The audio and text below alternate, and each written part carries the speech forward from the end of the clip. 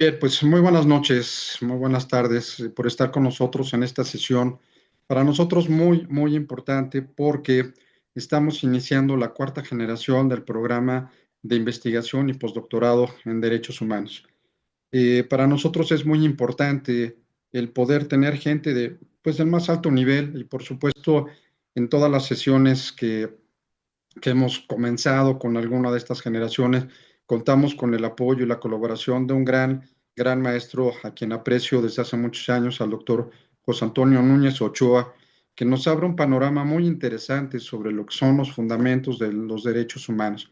Parte fundamental para entender realmente el programa en todos los sentidos, para profundizar, para generar líneas de investigación. Doy la más cordial bienvenida a todos y a todas las integrantes de la cuarta generación. Ya tuvimos hace unos momentos una sesión previa para empezar a conocernos, personas de muy alto nivel en el ámbito de la educación, del servicio público, del acceso a la justicia, educadores, personas relacionadas con el ámbito de la mediación, con la bioética, en fin, un grupo como todos los que hemos tenido, muy nutrido de muy diversas profesiones, actividades, cosa que nos da muchísimo gusto, reiterando y confirmando que hablar de derechos humanos, como decías, hablar de todos, hablar de la persona y todas las áreas del conocimiento nos llevan a la protección y defensa de un derecho humano. Y qué mejor que poder trabajar con otras latitudes, como les mencionaba, no solamente desde el ámbito del derecho, sino desde el ámbito de la filosofía, de la medicina, de la bioética, de la historia. En fin, todo tiene que ver con una interpretación muy interesante y un enfoque sobre lo que son los derechos humanos. También me da muchísimo gusto darles la más cordial bienvenida a los integrantes de la primera, de la segunda y la tercera generación que se unen a este programa, ya que hemos obtenido la autorización para tener un doble reconocimiento con España en este programa internacional de derechos humanos. Así es que nuestros invitados de las generaciones que he mencionado, bienvenidos, muchas gracias como egresados. Estaremos trabajando para efectos de España, para el reconocimiento de investigación en España de marzo a agosto. Nos estarán acompañando como invitados los colegas de las generaciones anteriores y por supuesto a quienes inician este programa, pues espero lo disfruten. Vamos a tener diferentes actividades y como les mencionaba, hoy pues comenzamos con manteles largos. Quiero comentar muy brevemente algunos antecedentes de quién es el doctor José Antonio Núñez Ochoa, que quiero decirle, doctor, que como siempre hay egresadas y egresados que han pasado por sus aulas, así es que les da mucho gusto volverse a reencontrar con usted. El doctor José Antonio Núñez es licenciado en Derecho por la Universidad Anáhuac, tiene estudios de doctorado por la Universidad Complutense de Madrid. Durante 14 años estuvo como director de la Facultad de Derecho en la Universidad de Anáhuac, México, y posteriormente dirigió el Instituto de Investigaciones Jurídicas en esa misma casa de estudios. Ha fungido como presidente del CONFEDE, que es el Consejo Nacional para la acreditación de los programas de derecho. También ha sido uno de los vicepresidentes de la Comisión Mexicana de Derechos Humanos, integrante de la Legión de Honor de Francia, por más de 35 años como catedrático en diversas instituciones de educación superior. Y quiero decirles que, como siempre lo he comentado, es disfrutar a una persona con un gran talento, maestro por vocación, una persona que admiro y respeto mucho desde hace muchos años. Y pues nuevamente mi agradecimiento, mi afecto, doctor, por estar con nosotros. Le cedo el uso de la voz y le escuchamos con toda atención. Bienvenido. Muchas gracias, doctor Arellano. No sé si se escuche bien, se escucha bien. Sí, doctor. Eh, eh, Le agradezco sus palabras, aunque por supuesto no las comparto, no estoy de acuerdo con muchas de las cosas que usted dijo, pero le agradezco.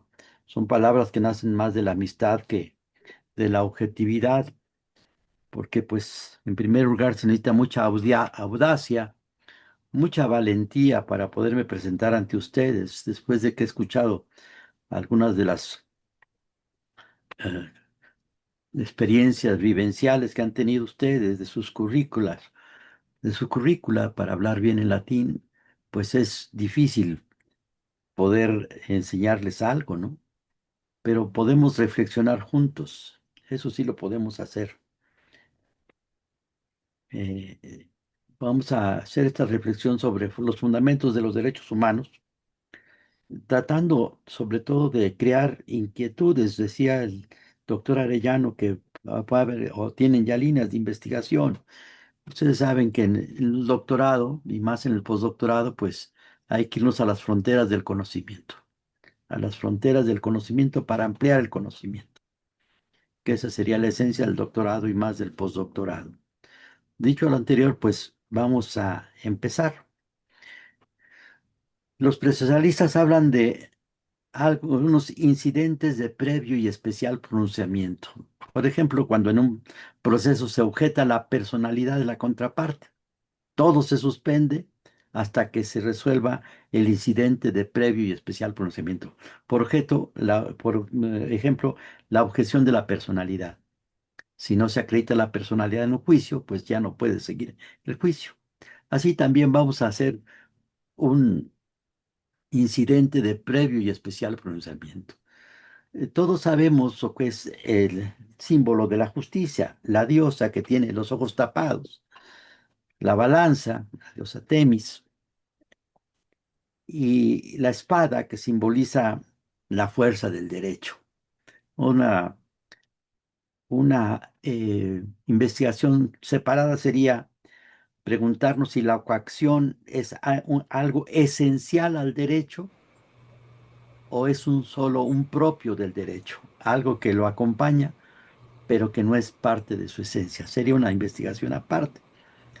La espada simboliza la coacción. El poder del derecho en muchos países, cuando el jefe de Estado, jefe de gobierno toma posesión, trae una banda, porque teóricamente de ahí pendería la espada. Pero si nos preguntamos cuál es el símbolo de la felicidad, pues el símbolo de la felicidad es una mamá que acaba de darle de comer a un niño, amamantar a un niño y lo tiene en sus brazos. Felicidad viene de Félix en latín, que significa absorber del seno materno. La felicidad.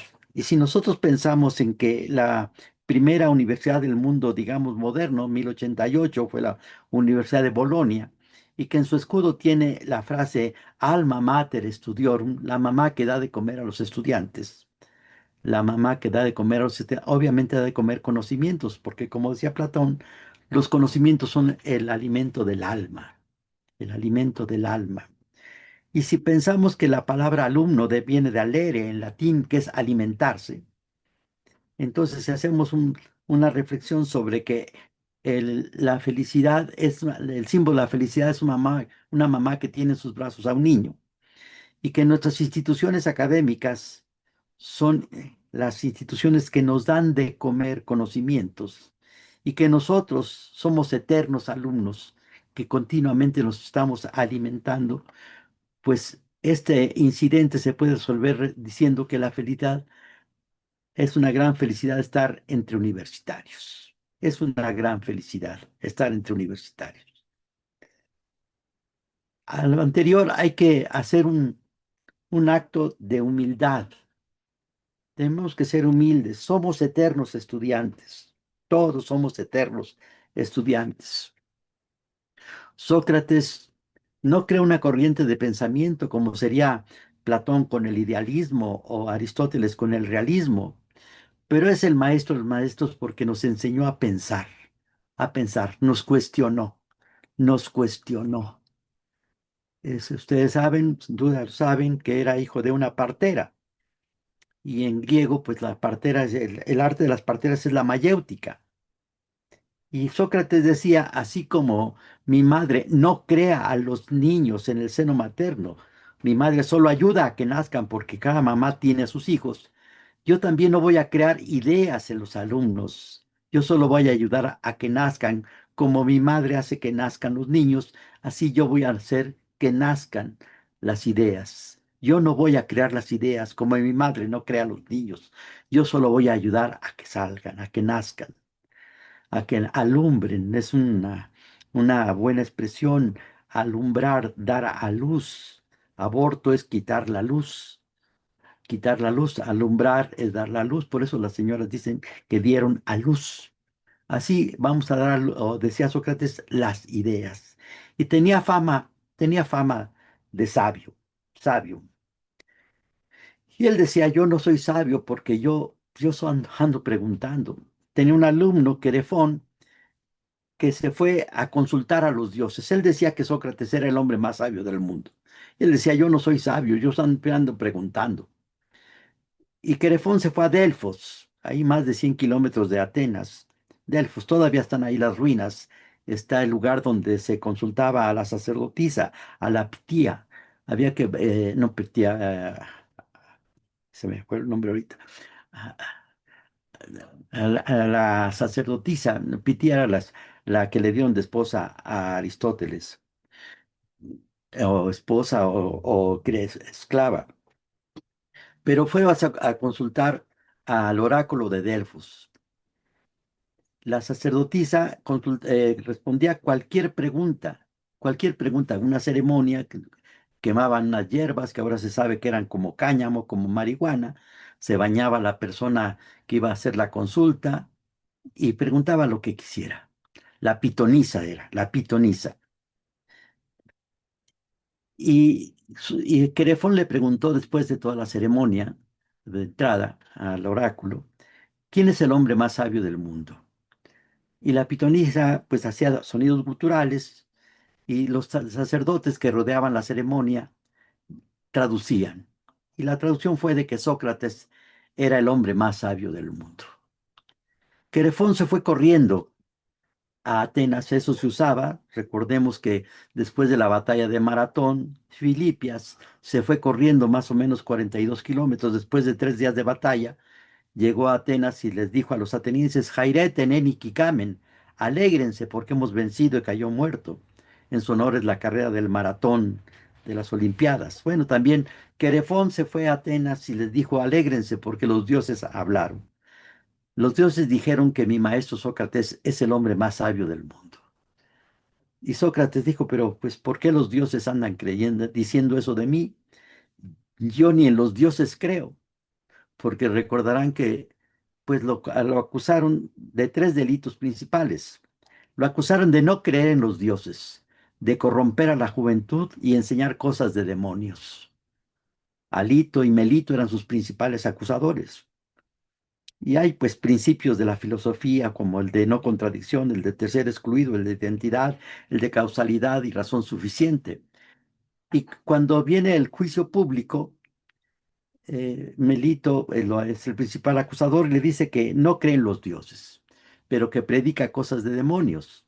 Y Sócrates le dijo, pero Melito, ¿quiénes son los demonios? Demion en griego, son unos genios. Pues los demonios son también, o son hijos bastardos de los dioses. Le dice Sócrates, pero Melito, ¿cómo dices que yo ando enseñando cosas de los demonios, de los hijos bastardos de los dioses, si tú no dices que no creo en los dioses? Es como decir que ando enseñando que existen las mulas y no creo que existen los caballos y los burros. Principios que se están violando de las más elementales de la filosofía. De todos modos lo condenaron. Lo condenaron. Porque Sócrates decía que la luna no era la diosa Selene, que era una piedra. Y aquí quedaría hay una primera reflexión importante. Lo condenaron por mayoría. Y la reflexión sería si las mayorías siempre tienen la razón. La respuesta, pues, normal es que no siempre las mayorías tienen la razón. Y si sabemos que las mayorías no tienen la razón, ¿qué debemos hacer ante esa equivocación de las mayorías? ¿Debemos desconocer a las mayorías? ¿Debemos hacer una asamblea de notables que sabemos lo que es la verdad y lo que no es la verdad, aunque la mayoría diga de tal o cual forma? Eso sería para reflexionar más adelante. Pero Sócrates dijo, bueno, lo que pasa es que existen 4 clases de seres humanos, 4 clases de seres humanos ante el conocimiento, 4 clases. Existen unos seres humanos que son los que saben y saben que son los sabios. Perfecto. Con la alternativa vendría a ser así, porque Pero decía Sócrates, yo todavía no conozco al primero, porque cuando alguien dice que es muy sabio, yo le empiezo a preguntar, pues si resulta que no es tan sabio, que no es tan sabio, porque todos pues tenemos carencias. Existen otros que saben y no saben que saben, que son por ejemplo los campesinos, que saben cuándo es bueno para sembrar, cuándo alguien tiene buena mano para sembrar, pero no saben la relación causa-efecto de su sabiduría. Existen otros que son peligrosísimos en las instituciones, los que no saben y actúan como si supieran. Esos son peligrosos. Son, diríamos en términos decentes, estultos con iniciativa, tontos con iniciativa. Son muy peligrosos. Existen otros que son los que no saben y saben que no saben. Y Sócrates decía, yo soy de esos. Por eso se le atribuye a él las frases de que yo solo sé que no sé nada o que mientras más sé, más ignoro. Y esa debe ser nuestra actitud, estar siempre dispuestos a aprender. Y como dicen los escolásticos, lo primero es definir, poner los límites de lo que vamos a hablar. Y los derechos humanos son las prerrogativas fundadas en la dignidad intrínseca del ser humano. La dignidad intrínseca del ser humano. Y es necesario que haya esos derechos para que el ser humano alcance la realización de sus potencialidades en orden a su esencia. Ahí está concentrado todo lo que vamos a ver, todo lo que vamos a ver. La dignidad intrínseca del ser humano. Los derechos humanos deben ser reconocidos y garantizados por el Estado. Y sólo así se puede hablar de un Estado de derecho. Si son reconocidos y son garantizados por el Estado. Vamos a ver, aunque sea brevemente, la Declaración de los Derechos del Hombre y del Ciudadano, cuando inicia la Revolución Francesa, pero no había los medios para hacerlos valer. Había un listado, y en muchas constituciones así se empezó con un listado, pero no había los medios para garantizar que esos derechos tuvieran vigencia, que fueran concretos en la vida diaria, materializados. No me voy a entretener mucho en esto porque pues ustedes ya son expertos, solo quiero mencionar las características de los derechos humanos. Pues son universales, son indivisibles, tienen interdependencia, son, tienen integridad, son inalienables, son imprescriptibles y son absolutos, los derechos humanos. De ahí pasamos a cuáles son las tres formas que vamos a ver los fundamentos de los derechos humanos. El fundamento primero es el filosófico, la naturaleza del ser humano. Tenemos que hablar de la esencia del ser humano, de lo que es la esencia general y algunos accidentes, y cómo esos derechos humanos se han ido reconociendo. Pero primero tenemos que hablar de la naturaleza del ser humano. Después pasamos a el elemento histórico. Los derechos humanos se han ido desarrollando, se han ido conociendo, se han ido conociendo cada vez más. Si nos trasladáramos hace 1500 años, hace 2000 años, pues no estaríamos hablando en esos términos, aunque algunos derechos ya hubieran sido reconocidos. Han ido evolucionando hasta los que tenemos ahora. Y la gran declaración primero de Virginia, del Estado del Norteamérica de Virginia, y luego de los franceses, y de ahí hasta llegar a los tratados internacionales que tenemos ahora con las Naciones Unidas o con el Pacto de San José, etcétera. Y luego, pues lo que más que corresponde, aunque creo que algunos de los doctorandos o los postdoctorandos no son abogados, pues el fundamento jurídico. Los derechos humanos poco a poco se van incorporando al orden jurídico. y muchas veces están detenidos porque a los factores reales del poder no les interesa a veces un determinado derecho humano. Aún, siguiendo aquí algo que explicaré o que mencionaré más adelante, lo que dice Fernando Lasalle en aquellas famosas conferencias de que es una constitución, de que el derecho es solo, o la constitución es solo la expresión de los factores reales del poder. Entonces, estos a veces factores reales del poder, pues tienen intereses que hacen que se limite la incorporación de derechos humanos en el orden jurídico de las naciones. Vamos a empezar por el fundamento filosófico de los derechos humanos. La filosofía, esta es una definición pues muy tradicional, es la ciencia de todas las cosas, estudiadas hasta sus últimas consecuencias por la sola luz natural de la razón. Todas las cosas. Por eso, pues, es la mamá de todas las ciencias, la filosofía. Hasta sus últimas consecuencias. Entonces, por eso que trataremos de desentrañar al ser humano hasta sus últimas consecuencias y por la sola luz natural de la razón, con la capacidad de raciocinio que cada uno de nosotros tenga, hasta sus últimas consecuencias. En la expresión clásica sería ciencia omnium rerum, per altísimas causas, naturale ratione illumine comparata. Ciencia omnium rerum, de todas las cosas, per altísimas causas, hasta sus últimas consecuencias.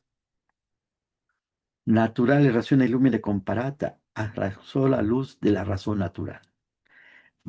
Teniendo esto como marco, pasamos a la definición filosófica del ser humano. A la Esta es una de las clásicas definiciones, o quizás más famosa, de lo que es un ser humano.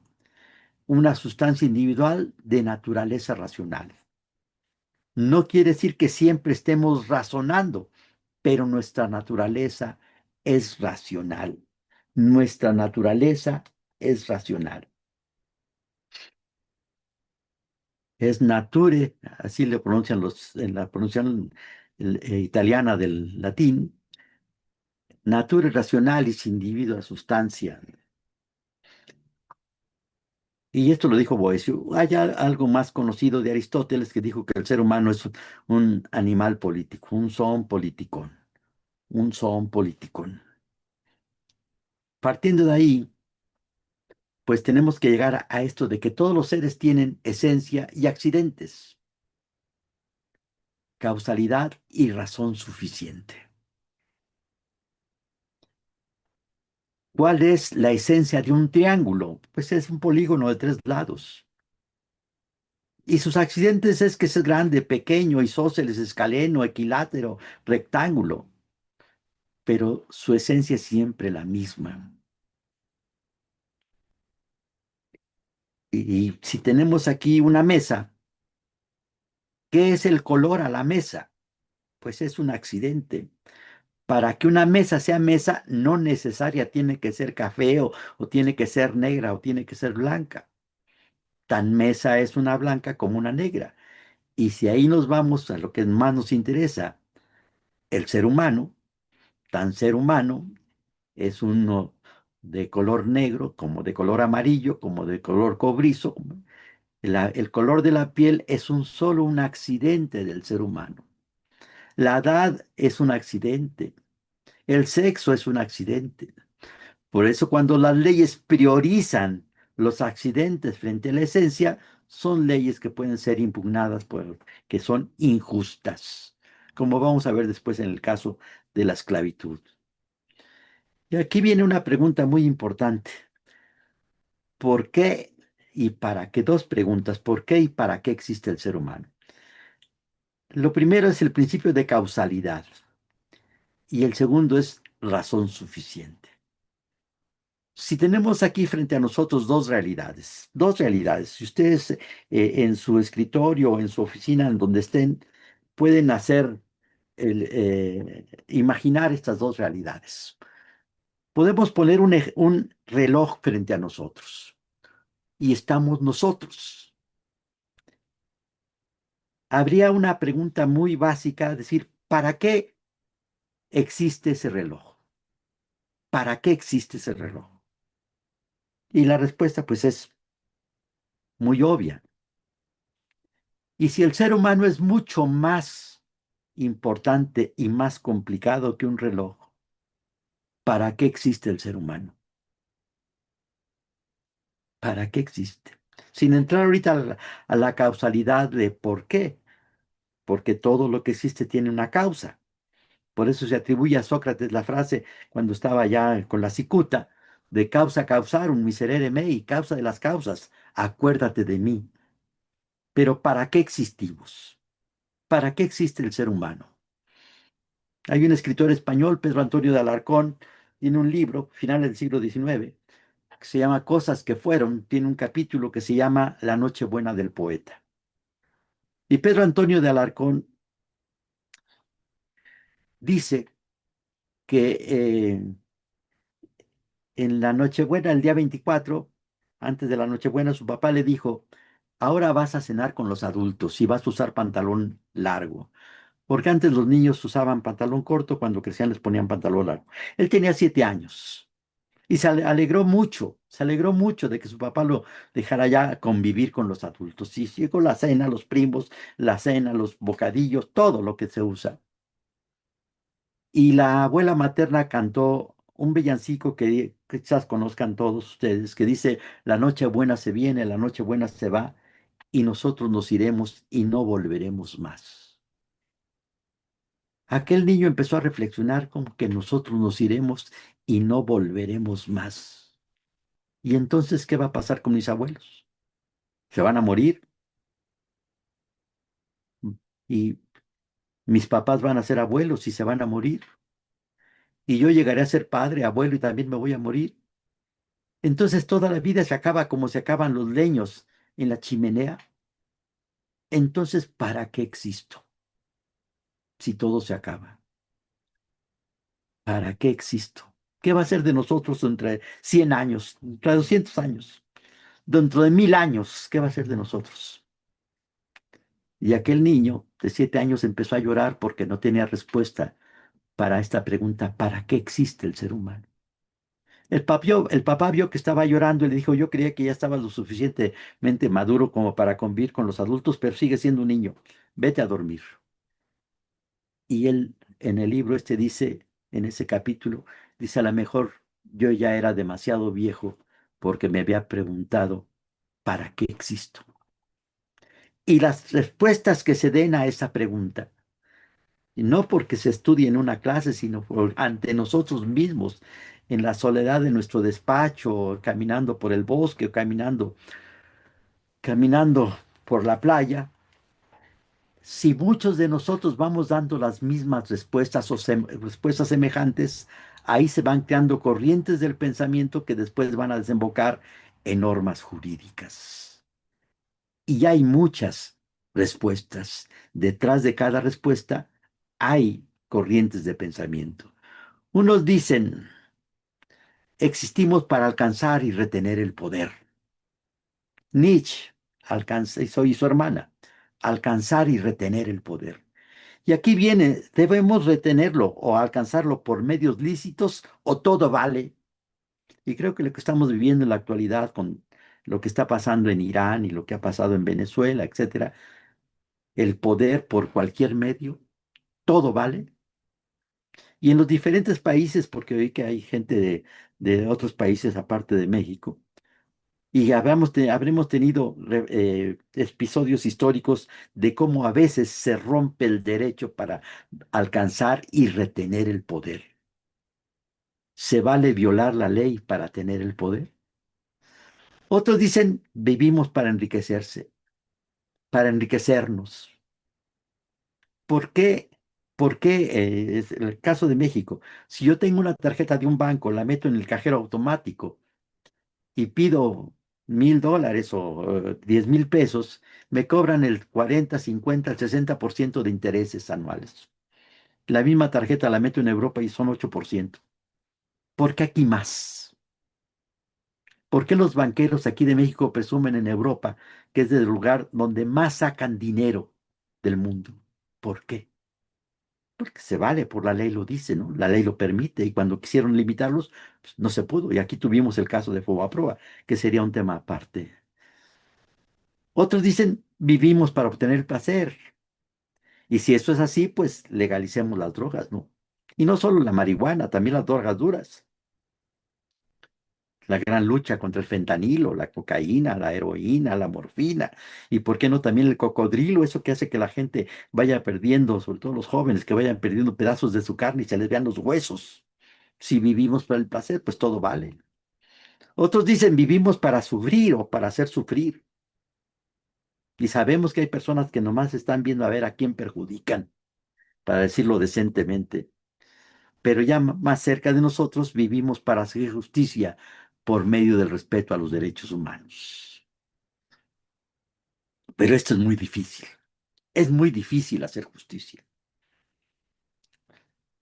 Por eso es tan importante la obra de Don Quijote de la Mancha. Don Quijote es el ideal de hacer justicia. Sancho Panza es la realidad. Aquí en México existe la leyenda de Quetzalcóatl, un hombre barbado que vino por Oriente, pero más allá de esa leyenda, todos somos Quetzalcóatl.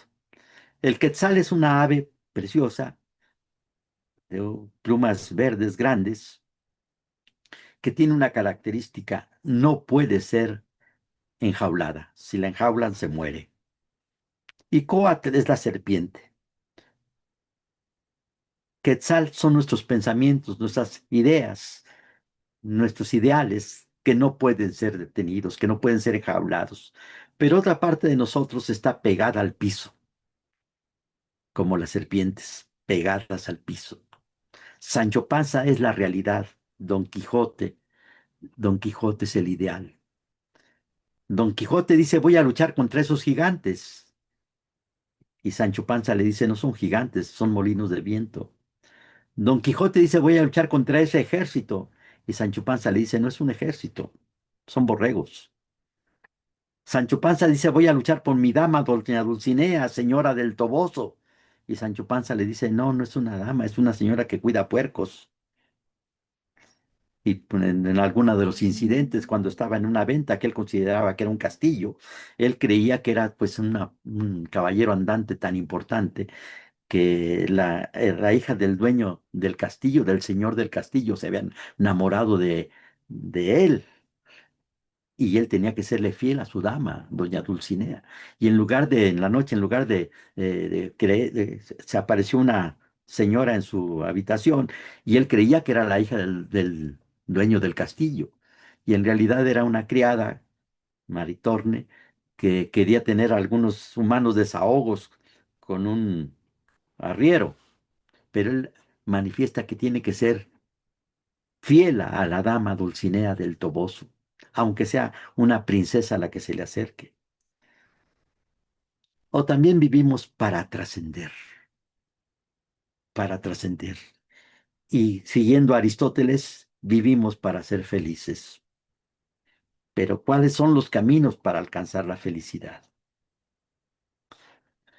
El origen último de los derechos humanos está en el antropos, en que ese antropos puede alcanzar la realización de sus potencialidades en orden a su esencia, también ya tangencialmente para algunos de sus accidentes, pero el antropos.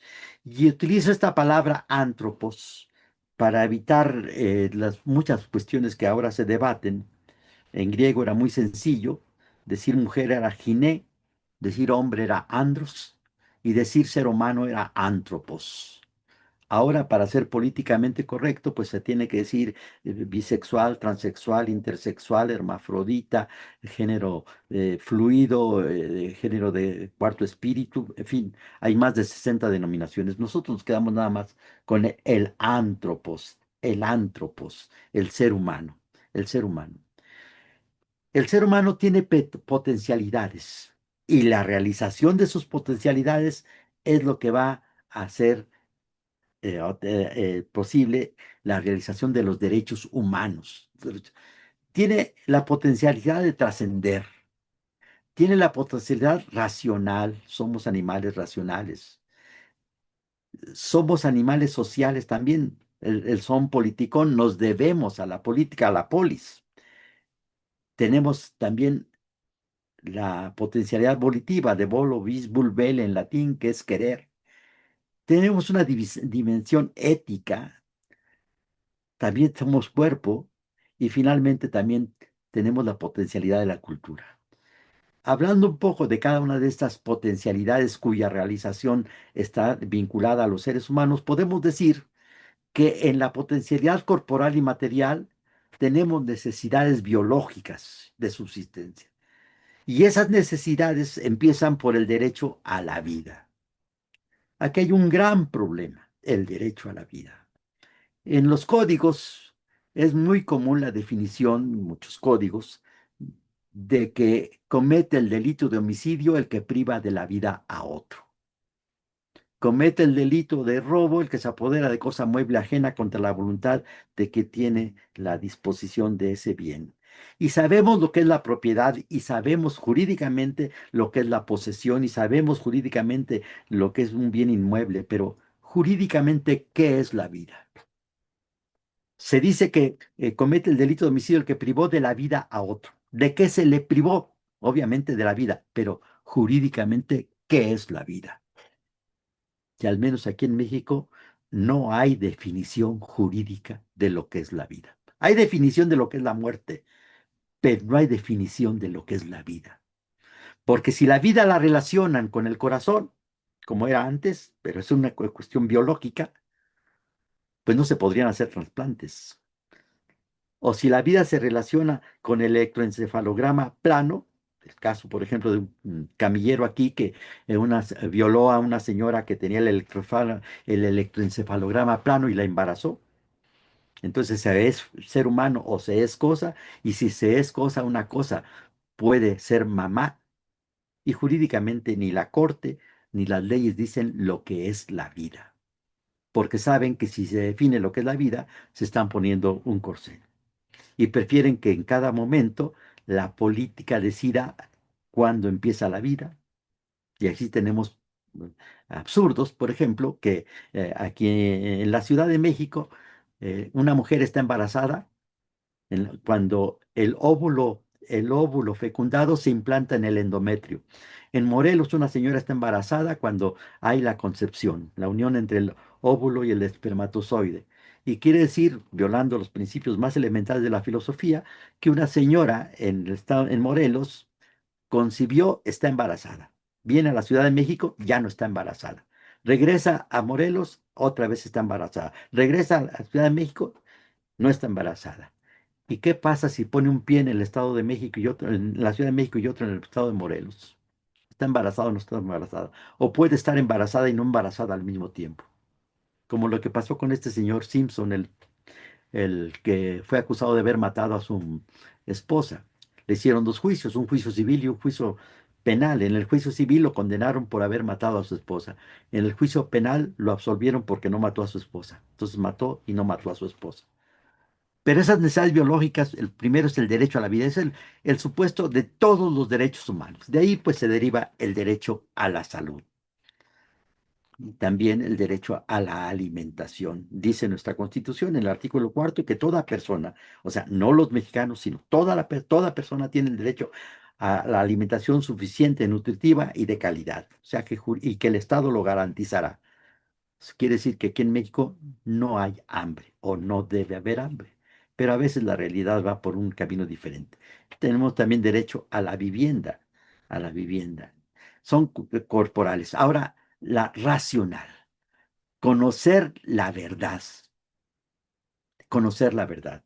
Me tengo que ir rápido porque pues es mucho lo que tenemos que ver, es mucho lo que tenemos que ver porque esto pues se da en más tiempo.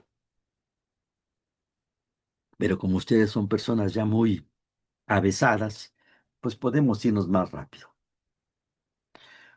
Conocer la verdad. Por supuesto, aquí vienen las dos corrientes grandes. La verdad existe, la verdad no existe. Descartes, después de plantearse esto, porque se fue a una ciudad cuando hace frío en un pueblo, Ulf era rico a reflexionar sobre si existe o no existe la verdad. Y la duda metódica, voy a dudar de todo, hasta que llegó a la conclusión de que el que estaba dudando, cogito ergo sum, pienso, luego existo, allí partió de una verdad absoluta. Pienso, luego existo. Pienso, luego existo. Y estar en lugares fríos a veces ayuda más a reflexionar. Por eso la música y la filosofía de los países de Europa es más profunda, más enredada que la nuestra. Por eso, por ejemplo, Beethoven, pues no hubiera podido componer Baila como Juana la Cubana, ¿no? No se le da. O Chicoché no hubiera podido componer la Quinta Sinfonía. El clima ayuda. Conocer la verdad. El gran pleito que tenía Protágoras con Sócrates. Protágoras decía que la verdad no existe. Decía Protágoras que el hombre es la medida de todas las cosas, de las que son en cuanto son y de las que no son en cuanto no son. Y si tú dices que es sí, yo te voy a demostrar que es no. Y si tú me dices que es no, te voy a demostrar que sí, porque la verdad no existe. Y Sócrates le decía, pues si es verdad que la verdad no existe, ya tenemos una verdad, que la verdad no existe. Entonces tú estás entrando en una contradicción, porque tu frase o es verdad o no es verdad. Si no es verdad, no tenemos por qué tomarla en cuenta. Y si es verdad, hay una contradicción. Ramón de Campoamor después dijo, en este mundo traidor nada es verdad, nada es mentira, todo es según el color del cristal con que se mira. Pero tenemos la racionalidad y podemos, por eso tenemos el derecho humano de la libertad de pensamiento, la libertad de expresión. Tenemos el derecho a la educación para conocer la verdad. Tenemos la posibilidad trascendente, la apertura a lo absoluto, nuestra dimensión espiritual y de ahí libertad religiosa. ¿Cuántas guerras ha habido por cuestiones religiosas? Tenemos libertad de conciencia. También tenemos una potencialidad relacional. El ser humano es social por naturaleza. El son politicón. Necesita de la sociedad para realizarse y ese es el fundamento de nuestro derecho de asociación y de nuestros derechos políticos por nuestra potencialidad relacional. Tenemos la potencialidad volitiva o de autodeterminación, el querer. En latín hay una palabra para decir quiero, que es volo, y no quiero, que es nolo. Nolo, volo, nolo. Por eso aquel famoso principio del derecho, donde la ley lo quiere, lo dice, donde no lo quiere, lo calla. Ubi lex volui dixit, ubi nole tacuit. Los derechos humanos con la libertad, fundamento de la libertad personal, de nuestro desarrollo de la personalidad. Tenemos una potencialidad ética, distinguir entre el bien y el mal, elección del bien.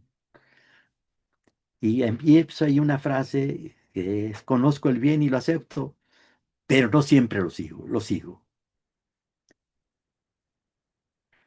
Video meloria provoque deteriora sequor, conozco el bien y lo acepto, pero no siempre lo sigo, porque somos libres para seguir el bien o no seguir el bien. En la Grecia clásica se ponía el problema de que había 100 alumnos, esto es también de Sócrates y Protágoras, y se dividen esos alumnos en grupos de 20, y a un grupo de 20 le ponen un maestro experto y le dicen a este grupo de 20, enséñeles matemáticas, aritmética, y salen después del curso sabiendo aritmética y sabiendo matemáticas. A otros dicen, enséñeles geometría, y salen sabiendo geometría. A otros enséñeles geografía, y salen sabiendo geografía. Pero a un grupo le dicen al maestro, a este grupo de 20 alumnos, enséñelos a ser buenos. Cuando salgan, ¿van a ser buenos? Pues no es tan fácil, porque tenemos libre albedrío. Y si no tuviéramos libre albedrío, no habría derecho penal, porque seríamos inimputables, inimputables. Pero tenemos libre albedrío, libertad. Y por esa dimensión ética queremos el derecho, tenemos derecho al bien común y derecho a la justicia. También tenemos una potencial cultural y recreativa. Y por eso es el fundamento de los derechos culturales, nuestro derecho a la identidad. Otra explicación, estamos en la parte eh, filosófica. Todos los seres humanos tenemos una gran carga de bondad. Todos. Todos los seres humanos tenemos una gran carga de bondad. Somos capaces de los más grandes sacrificios. Pero también todos los seres humanos tenemos una carga de maldad. Aunque conozcamos lo que es bueno, no siempre lo seguimos. Y tenemos una gran carga de irracionalidad. De esas tres fuerzas nace el ser humano. Si lo esquematizáramos, pondríamos así, el ser humano.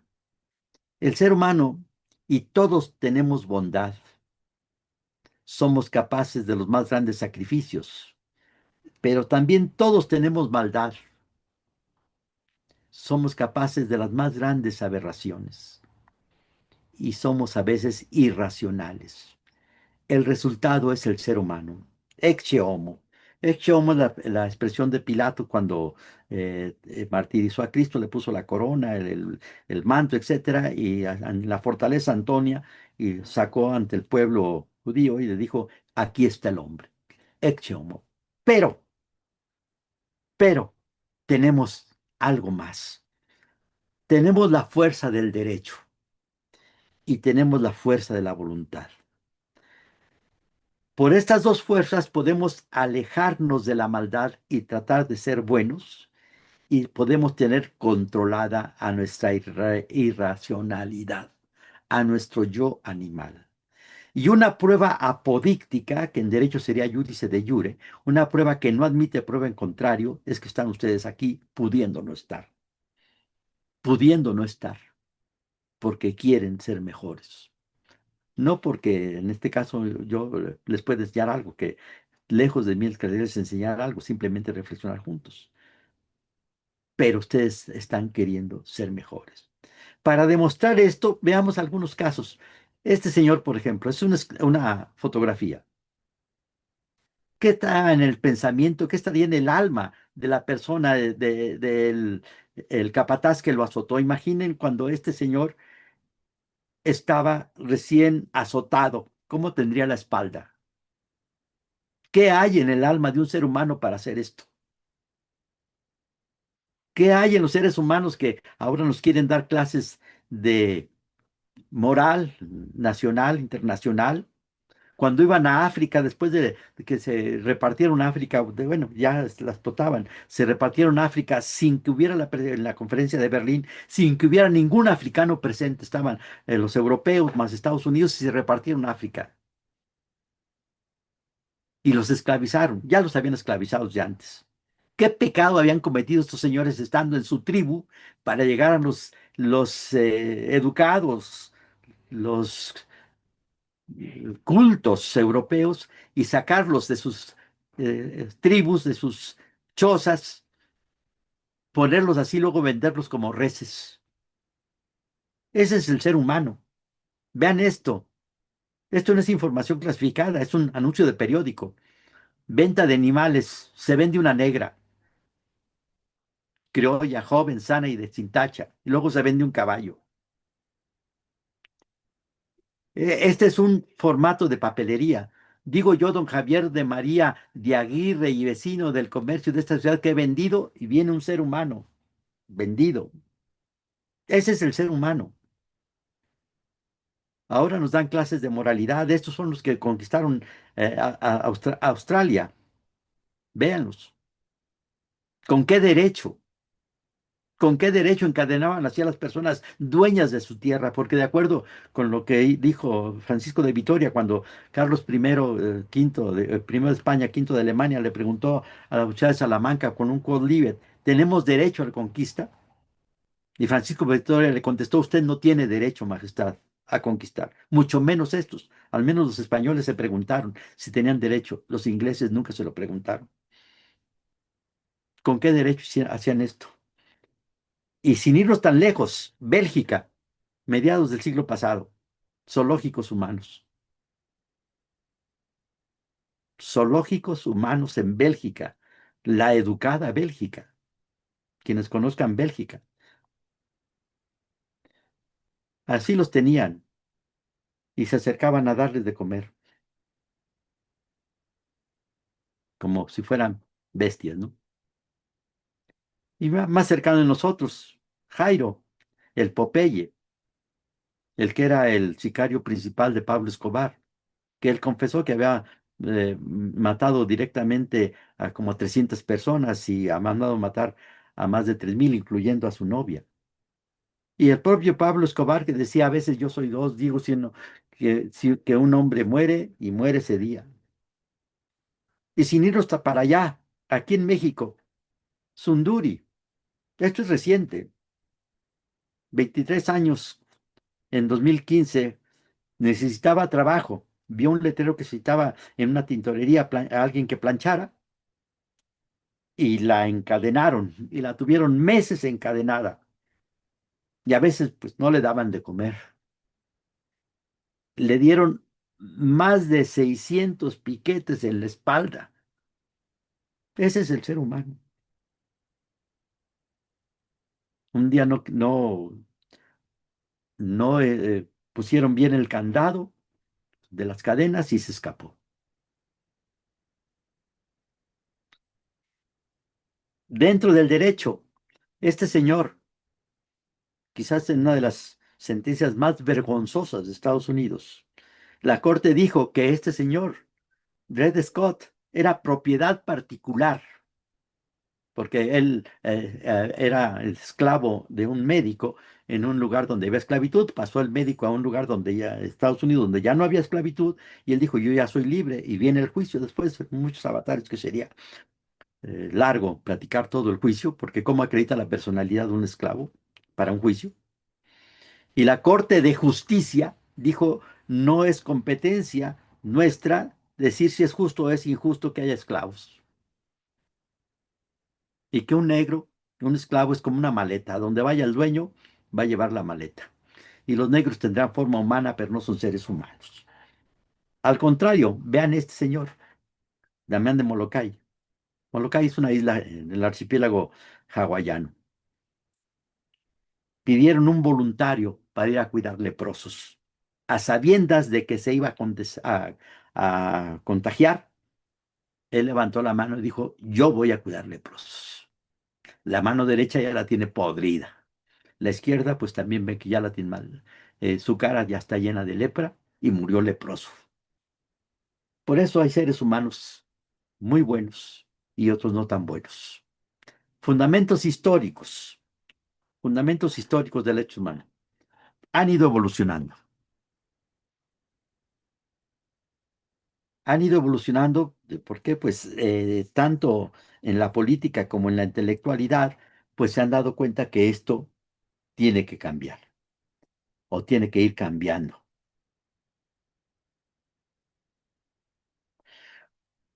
Durante muchos años, mucho tiempo, y todavía en alguna medida en la actualidad, el referente del poder y del derecho era Dios. Que Él es un ser absoluto y entonces los valores referenciales también son absolutos. Lo que ahora llamamos derechos humanos estaban condicionados a la teología. ¿Para qué existe el ser humano según la religión católica? Para amar a servir a Dios en este mundo y verlo y gozar de Él eternamente en el otro mundo. Así era el paradigma. Dios, el paradigma. Dios era el centro de todo. Y Dios mandaba a través del rey. Dios mandaba a través del rey. Si nosotros queremos ver quién manda en una sociedad, veamos sus edificios. Durante muchos, muchos siglos, los edificios principales fueron las iglesias y los palacios, pero principalmente las iglesias. Hasta inventaron el arco gótico, que son las manos rezando que se elevan al cielo. Y pueblos pequeños, por ejemplo, París, cuando se hizo Nuestra Señora de París, pues era más chiquito que Chalco o que cualquier municipio. Hizo esa gran obra Nuestra Señora de París. Y lo mismo podemos decir de Chartres, de Cluny, de León, de Colonia. Grandes iglesias, porque todo giraba alrededor de Dios. Y Dios pues mandaba a través del rey. Y el rey mandaba sobre el pueblo. ¿Qué derechos humanos tenía el pueblo frente al rey? Ninguno, ninguno. El rey encarnaba los tres poderes. Y todavía en la actualidad, en los lugares donde hay monarquía y no son países del tercer mundo, en Bélgica, en Holanda, en Dinamarca, en Holanda, en Inglaterra, en Suecia, en Noruega, en España, en Mónaco, son monarquías, aunque sean países del tercer mundo. Y la monarquía es una negación de la igualdad humana, porque por el hecho aleatorio de una persona, del nacimiento de una persona, no se derivan privilegios, no se deben derivar privilegios. Pero en esos lugares todo se hace en nombre del rey. Las leyes son reales decretos. Mi mismo grado de doctor, dice Juan Carlos I, rey de España, y me da el grado de doctor. Pues, ¿cuánto fuimos a robar juntos? ¿Cuándo? Por alguna vez lo vi por ahí, pero nada más. Y la iglesia coronaba al rey. Y aquí viene una unión que es digna de estudio. Y el rey solo era responsable ante Dios. Solo era responsable ante Dios. El pueblo eran súbditos y tenían limitados sus derechos humanos. Recordando al marqués de Lacroix, que fue virrey aquí en México, en la Nueva España, el marqués de Lacroix decía: sepan los habitantes de estas tierras que su deber es callar y obedecer y no andarse metiendo en las cosas del Estado. Ahí están, pues, de cuando Yahvé unge a Saúl como rey, cuando unge a David, cuando el rey Carlomagno es coronado por el Papa León XIII como emperador del Sacro Imperio Romano Germánico, Carlos III, rey de España, por la gracia de Dios, Franco, caudillo de España, por la gracia de Dios, Carlos I de Inglaterra, viene la corona, Carlos III, coronado por la iglesia. Y aquí pues hay una digresión nada más, la lista carismática: Carlomagno, César, Napoleón, Mandela, Lenin, Rommel. Napoleón Bonaparte dijo, mandó, secuestró al Papa para que lo coronara, para tener la legitimidad divina, puso a votación si era emperador para tener la legitimidad democrática, y luego dijo: ni Dios, ni el Papa, ni Dios, ni el pueblo, yo. Y él se plantó la corona. Esto me voy rápido porque se está acabando el tiempo y es mucho. Cuando se llega al poder por los medios legales es la legitimidad de origen. Cuando en el ejercicio se cumple con lo que quiere el pueblo es la legitimidad de ejercicio. Pero pasamos a un nuevo paradigma. Como ese paradigma, pues no tenía mucho futuro. Todavía en la Constitución española, el artículo 56 y el equivalente en todas las otras constituciones de las monarquías, dice que el rey de España es intocable en su persona y es irresponsable de sus actos. Todavía en la actualidad. Y es una constitución de 78, o sea, es una constitución moderna. Es intocable y es irresponsable. Solo responde ante Dios. Eso cambió y ahora el pueblo es el centro del poder. El pueblo. Y el pueblo eh, tiene o nombra al detentador del poder por medio del voto y le responde al pueblo. Y entonces, en el sentido amplio, el pueblo tiene los tres poderes o los tres modos de ejercer el poder. Pero aquí viene algo peligroso. El bien y el mal es una cuestión de votos, una cuestión solo de votos. Y eso, volviendo a aquello, si las mayorías siempre tenían la razón, hay que pensarlo más. El detentador es mandatario, el pueblo es el mandante, el detentador es mandatario. El pueblo es el soberano, antes el rey era el soberano, y el pueblo solo tiene límites materiales, no tiene límites formales, puede hacer lo que quiera. A partir de eso, Dios ya no sería el soberano, el pueblo es el soberano y el bien y el mal ya no estarían relacionados con el absoluto de Dios. El bien y el mal son cuestiones de votos. Y toda conducta humana estaría en la ley, toda conducta humana. Y el Estado es el que crearía el derecho, ya no Dios. El derecho era creación del pueblo, no de Dios. Aquí está la Declaración de los Derechos del Hombre y del Ciudadano. Menciono los 3 primeros artículos. Los hombres nacen y permanecen libres e iguales en derecho. La finalidad de cualquier asociación política es la protección de los derechos naturales, que ahora llamamos derechos humanos. El principio de toda soberanía reside esencialmente en la nación. Pero después hubo un incidente. Esta señora Olimpia, hizo la Declaración de los Derechos de la Mujer y de la Ciudadana. Aquí está la declaración. Y pues la acusaron de que había estado defendiendo al rey y la guillotinaron. Guillotinaron. El derecho legislado está condicionado a los valores que prevalezcan entre quienes tienen el poder. Aquí no me puedo detener mucho, es mucha, pero nada más los menciono, algunos derechos humanos que han sido o se están reconociendo. Derecho a la igualdad, de protección de discriminación, igualdad entre hombres y mujeres, igualdad ante la ley. Esto es muy importante, igualdad entre hombres y mujeres. Por ejemplo, las mujeres no podían entrar a la universidad, era un delito que una mujer entrara a la universidad, era un delito. Igualdad ante la ley, libertad de persona, derecho a la integridad, es libertad de trabajo, libertad de conciencia, libertad de imprenta, derecho a la libertad de tránsito, libertad de asociación, libertad religiosa, de culto, derecho a la justicia, a la retroactividad de la ley, legalidad, derechos a de las víctimas. Esto lo van a ver con mucho detenimiento ustedes. Derecho a la propiedad, derechos sexuales y reproductivos, derecho a la información, derecho de petición, son muchos los derechos. Derecho a la educación, derecho a la salud, a la vivienda, al agua, a la alimentación, a un ambiente sano. Son muchos los derechos. Una reflexión de cómo en la parte histórica, cómo ha cambiado. Cuando había monarcas, y todavía hay, pero ya limitados, que representaban los seres humanos eran siervos, entonces sus derechos humanos estaban limitados. Vienen las grandes revoluciones y los siervos se convirtieron en ciudadanos, aunque también dentro de lo que son ciudadanos, de la igualdad de los ciudadanos, se hicieron o se tuvieron grandes injusticias. Por ejemplo, un señor Terrazas, en una familia Terrazas en Chihuahua, decía que él no era de Chihuahua, Chihuahua era de él y tenía ranchos de más de 1 millón de hectáreas.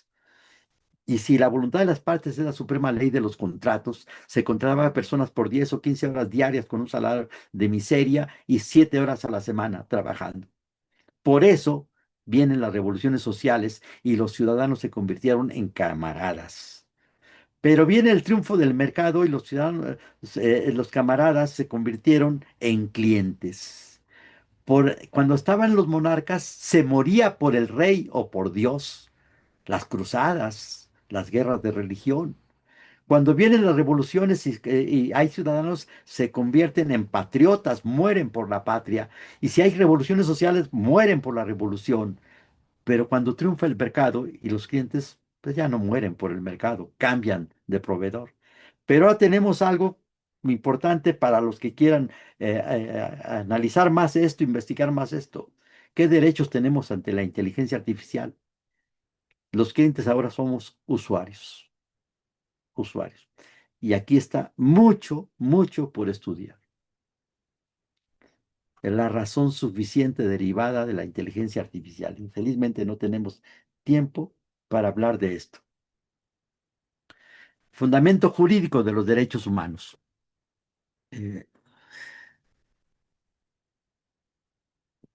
Postulados. El postulado es algo que no necesita explicación. Es tan claro que no necesita explicación. El ser humano es sociable por naturaleza. Es un animal político y tiene virtudes y defectos, y la sociedad también tiene virtudes y defectos. Nuestro artículo primero constitucional dice que toda persona gozará de los derechos humanos reconocidos por la Constitución y por los tratados internacionales. Toda persona gozará de los derechos humanos reconocidos por la Constitución. Si los reconoce, implícitamente está afirmando que los derechos humanos son previos al orden jurídico positivo, porque solo se puede reconocer lo preexistente, no se puede reconocer lo que no existe.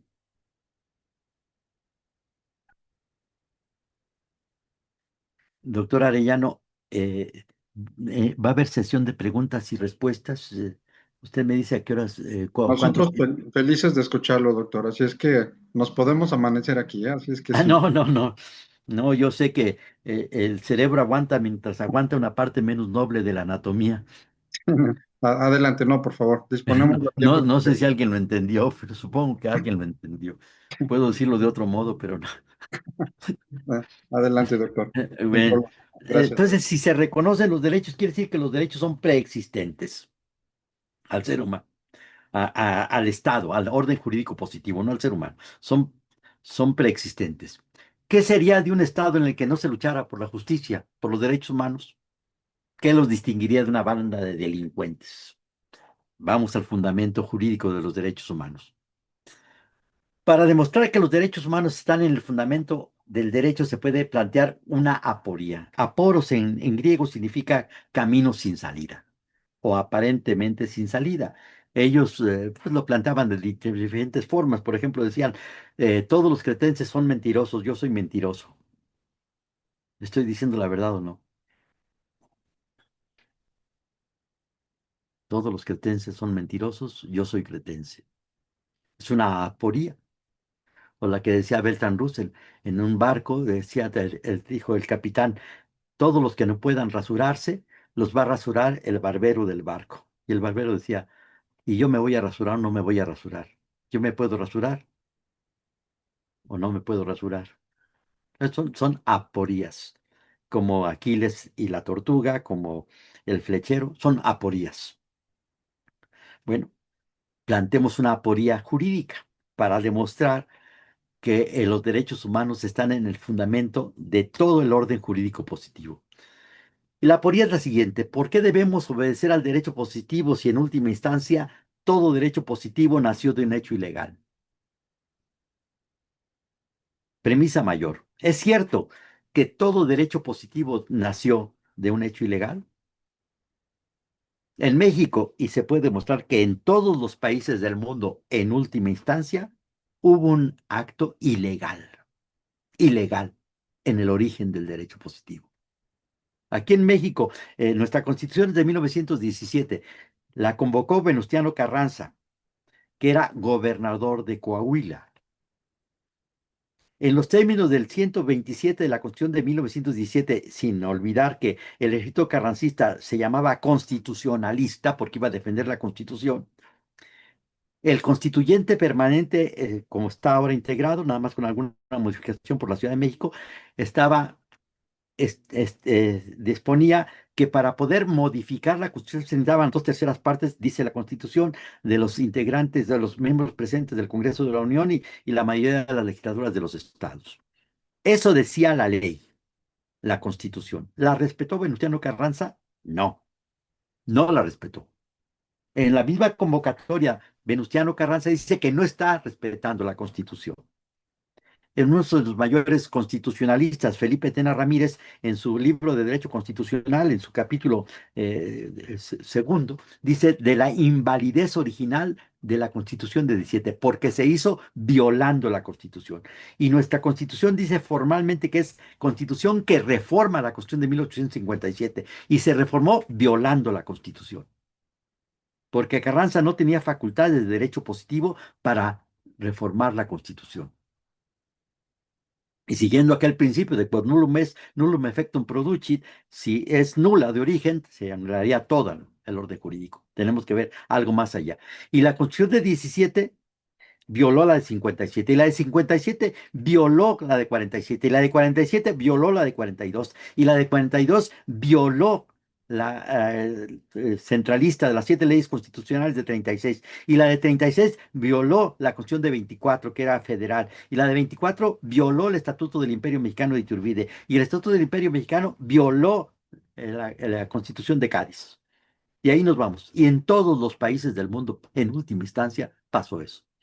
En España está reinando Felipe VI, hijo de Juan Carlos I. ¿Quién puso a Juan Carlos I como rey de España? Franco. ¿Y cómo accedió Franco al poder? Con la revolución del 18 de julio de 36, violando la Constitución de 1936. Y así en cualquier país. No hay tiempo, pero podríamos analizar país por país cómo se viola el derecho, cómo se viola el derecho. Tenemos que salvar esta aporía. ¿Cómo se puede salvar esta aporía? Así se puede plantear, si lo jurídico de una norma deriva de que el órgano que la produce está formalmente facultado para hacerla, ¿cuándo y cómo se produciría la transformación de normas que no son jurídicas en normas que sí son jurídicas? Evidentemente hubo un momento en que no había normas jurídicas. Es que ya no hay mucho tiempo. ¿Cómo y por qué se hizo? Yo estoy ya probando esta palabra, la teología, la transustanciación. La transustanciación. Si tuviéramos aquí un montón de normas, un montón de normas, y el examen fuera poner en cajas las normas de acuerdo con su esencia, de acuerdo a su clasificación, de acuerdo con lo que es cada norma. Por ejemplo, agarramos una norma y decimos, no tendrás malos pensamientos y asistirás a misa los sábados, los domingos y fiestas de guardar. Norma religiosa. Tenemos otra norma que dice, no comerás con las manos en una cena formal. Norma social.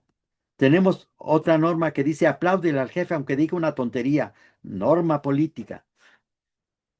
¿Qué debe decir una norma para decir esto es jurídica? Del punto de vista del positivismo sería muy sencillo que haya pasado por el trámite, el proceso de creación de la norma.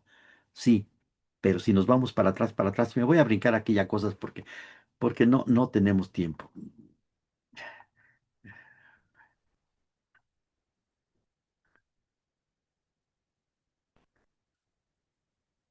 Para explicarlo esto, vamos a ver cómo,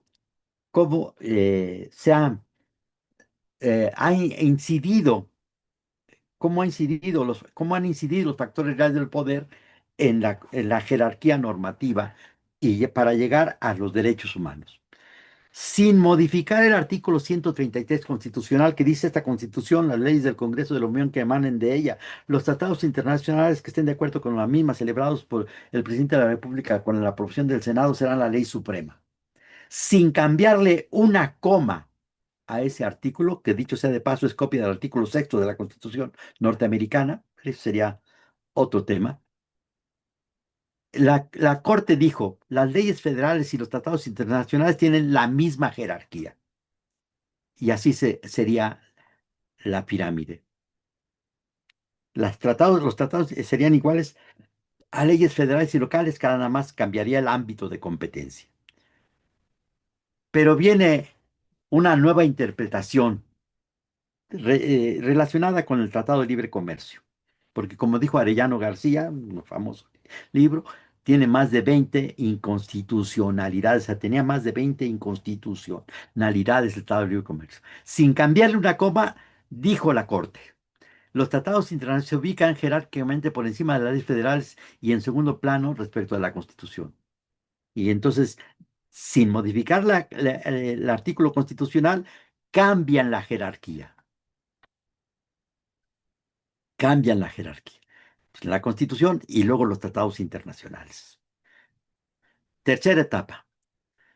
Se crean algo que, pues, para los que estemos aquí en México, más sencillo de entender, el artículo 124 de la Constitución dice que hay dos ámbitos principales de competencia, las competencias federales y las competencias locales.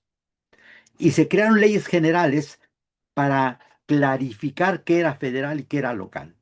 Pero después la Corte dice que las leyes generales están por encima de las leyes federales. Y entonces la jerarquía quedaría así. Las leyes generales por encima de las leyes federales y locales.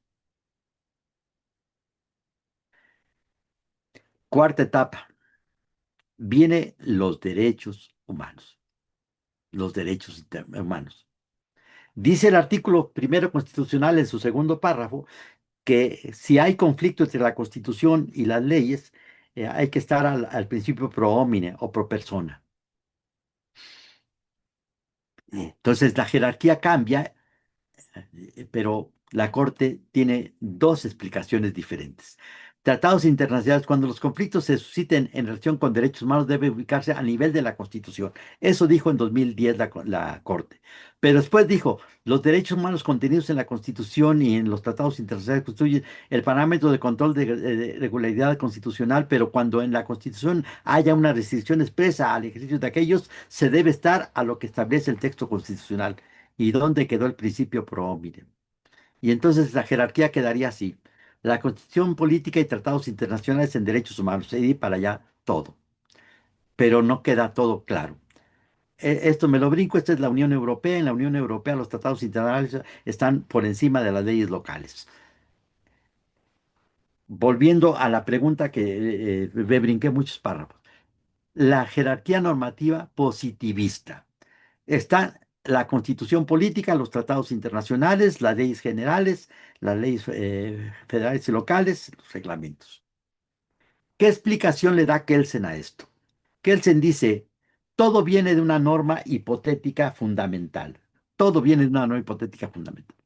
Y la pregunta, por lo que decía yo del tercer excluido, de la transubstanciación, ¿esa norma hipotética fundamental es jurídica o no es jurídica? Si es jurídica, debería estar dentro de la pirámide. Y si no es jurídica, Kelsen no explicó o no quiso explicar cómo lo no jurídico produce lo jurídico. Tenemos que dar otra explicación. Kelsen no quiso, él fue corregido por Gustav Radbruch, cuando Gustav Radbruch dijo que si hay grandes injusticias dentro del derecho positivo, porque Kelsen decía que la justicia nada tenía que ver con el derecho, porque el derecho es continente, no contenido, pero como tenemos el problema de la Segunda Guerra Mundial, Gustav Radbruch dijo que cuando dentro del derecho, porque los nazis habían actuado dentro del derecho, el propio Kelsen reconoció que el Estado nazi era un Estado de derecho, había que recurrir al derecho supralegal, lo cual es una contradicción en los términos. Para poder juzgar y condenar a los nazis, se tuvo que violar el derecho. Se tuvo que, quizás un caso más reciente, pero más explícito, es Adolf Eichmann, que era el encargado de los trenes y de los censos del Tercer Reich.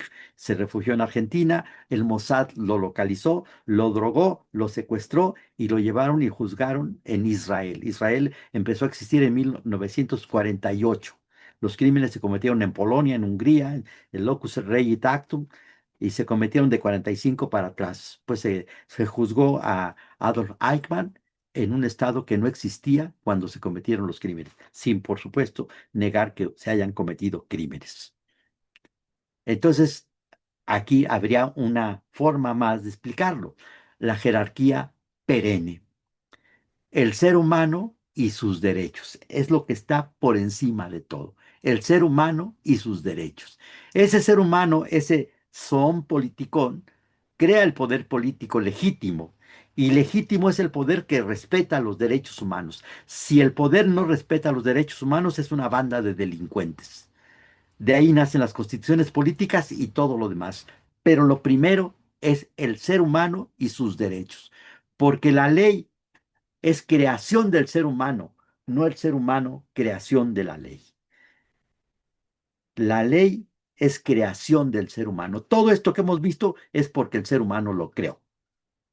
Y una explicación que esta es de mi cosecha y pues denle el valor que quieran, pero es de mi cosecha. Es para explicarme, más que todo, para explicarme yo mismo todo esto que estamos hablando, para explicarme. Le pedí prestado a la ingeniería civil, a la arquitectura, esta palabreja de asintótica. Se lo pedí prestado. Espero no se enoje. Para poder entenderlo, vamos a entender algunos conceptos primeros. El ser humano busca vivir en una sociedad en la que haya justicia, busca la felicidad. Solo un enfermo querría vivir en donde todos sean asesinos, en todos sean rateros. Manuel Kant decía, si tú quieres saber si te estás portando bien, imagínate que todos se portaran como tú, ¿qué pasaría? O decía de otro modo, el imperativo categórico, Pórtate de tal manera que tu forma de conducta pueda ser elevada a norma universal de conducta. ¿Qué pasaría en una sociedad si todos fuéramos rateros, si todos fuéramos criminales? Aquello no funcionaría. De ahí podemos sacar la norma de que matar es malo, de que robar es malo. El ser humano quiere vivir, solo un enfermo querría vivir en un lugar donde todos sean criminales. Y como un medio para alcanzar la felicidad de ese ser humano, se ha creado el derecho positivo, el derecho legislado, la legalidad. Ese derecho legislado responde a un mínimo moral, a las ideologías y, por supuesto, a los factores reales del poder. También están los valores socialmente reconocidos. Pero cuando ese derecho no sirve para alcanzar justicia, por mucho que haya pasado por el proceso legislativo, que sea legalmente válido, bien hecho, el pueblo lo rompe. El pueblo lo rompe. Cuando viene la Revolución Francesa, no se cuestiona si los Capeto eran o no reyes, sino se cuestiona que había grandes injusticias. Ustedes conocerán Versalles, más de 800 habitaciones, y había un noble que se encargaba con su séquito para cuidar los zapatos del rey, otro para los sombreros del rey, o sea, puro parásito. Y se atribuye a María Antonieta aquello de que si no tienen pan, ¿por qué no comen pasteles? Cuando viene el juicio a Luis XVI, la constitución, que ya era la constitución de la Revolución Francesa, el abogado defensor simplemente dijo, es que aquí la constitución dice que el rey es intocable. Y Saint-Just, uno de los fiscales, dijo, sí, pero por encima de la constitución está la voluntad general, la voluntad del pueblo.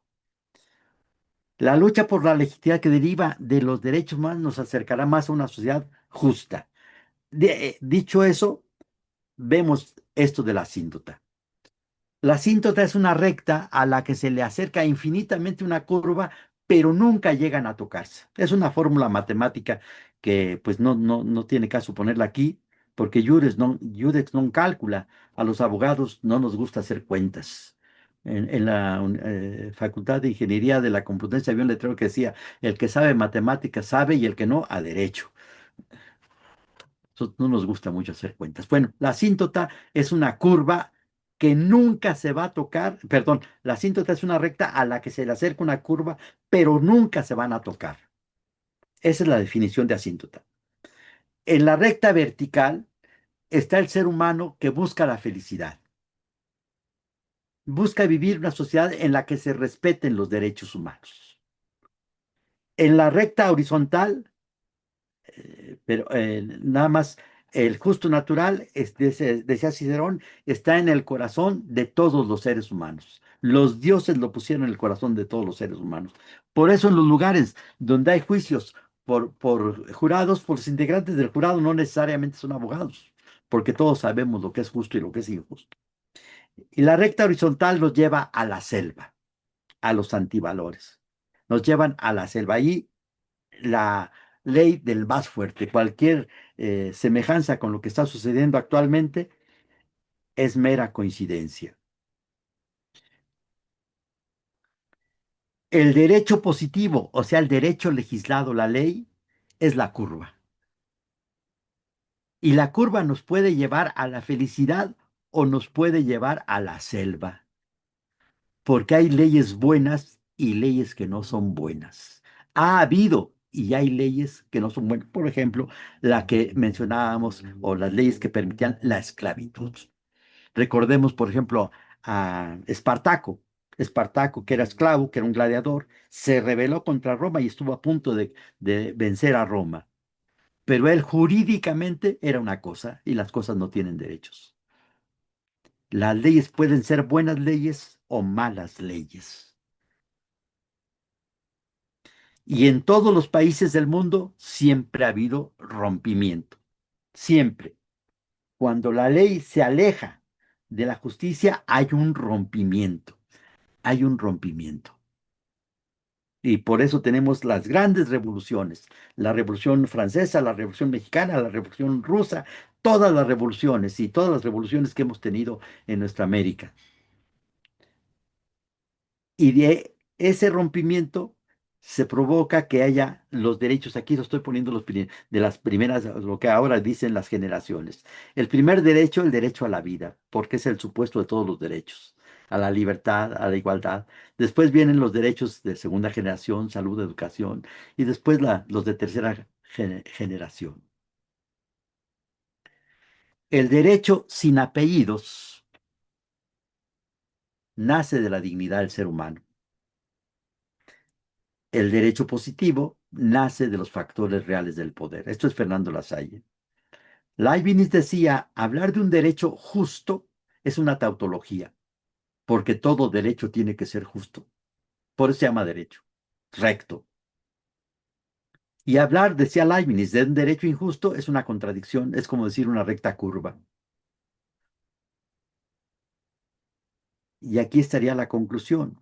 A mayor cercanía de la curva con la recta vertical, mayor legitimidad. Y por último, la expresión esta. En la medida en que haya menos distancia entre la ley y el justo natural, habrá mayor respeto a los derechos humanos. Tendremos una sociedad más justa y el ser humano será más feliz. En la medida en que haya menos distancia, esto, menos distancia entre la ley y el justo natural, habrá mayor respeto a los derechos humanos y tendremos una sociedad más justa. Como dicen los que saben, es cuanto, doctor Arellano, agradeciéndole mucho, mucho, mucho sus palabras y que me haya dado la oportunidad de estar con ustedes. Muchas gracias. Muchas gracias. Al contrario, doctor, yo creo que merece aplausos de pie. No, no, no. Siempre escucharle es un deleite porque aparte de ser un hombre conocedor, es un hombre que ha estudiado mucho, que ha investigado mucho, obviamente las bases filosóficas, el razonamiento, la academia en muchos años nos da la oportunidad de estar, yo creo que vigentes y activos en lo que nos gusta. Yo sé que a usted le apasiona todo esto de, pues el fundamento, la filosofía, etcétera, y por eso es que ha sido una gran lección magistral, por llamarle de alguna manera, el escucharle, con todo, que nos faltó obviamente muchísimo tiempo. A cada punto, no sé si mis compañeros, pero he tomado nota, de todos modos grabamos esta sesión para volverla a ver con calma, pero cada punto, cada autor, cada reflexión, cada línea, cada comentario que usted nos hace, vale la pena detenernos y darle el tiempo necesario para poder profundizar. Así es que creo que eso es lo más valioso. No sé si, doctor, si esté muy cansado, podemos abrir brevemente algunas preguntas. Usted indíqueme si es Pues posible yo unos estoy a su minutos. disposición y le reitero mi agradecimiento y en la medida en que yo pueda responder si hay alguna pregunta, porque yo creo que más bien yo debería preguntarles a ustedes, que ustedes han... Muchas gracias, deberían. gracias, doctor. Pues bueno, si quieren, damos cabida a algunas muy breves participaciones. Quien quiera hacer el uso de la voz, por favor, puede conectar su micrófono, que sea muy breve, para poder aprovechar al doctor en la medida de lo posible. Si alguien quiere poner su mano o bien tomar el uso de la voz, adelante, por favor. Ya están cansados, yo creo que ya no, están cansados. Ya por aquí, Omar, Oscar Omar. Adelante, Omar. No, y se apellida Núñez, ya lleva ventaja. Sí, son familia. Gracias. Un honor. Me encantó mucho su ponencia, realmente sí la Es, disfruté, fue un aspecto muy filosófico que admiro mucho y me inquietó mucho el aspecto sobre la inteligencia artificial en el sentido de que ya empieza a ser un cuestionamiento que se hace respecto a los nuevos valores dentro de los derechos humanos. Mi pregunta sería que si esta podría infringirse o podría reflejarse, mejor dicho, podría reflejarse en el metaverso. Podemos hablar de derechos humanos en un metaverso, en un universo virtual. Gracias, doctor.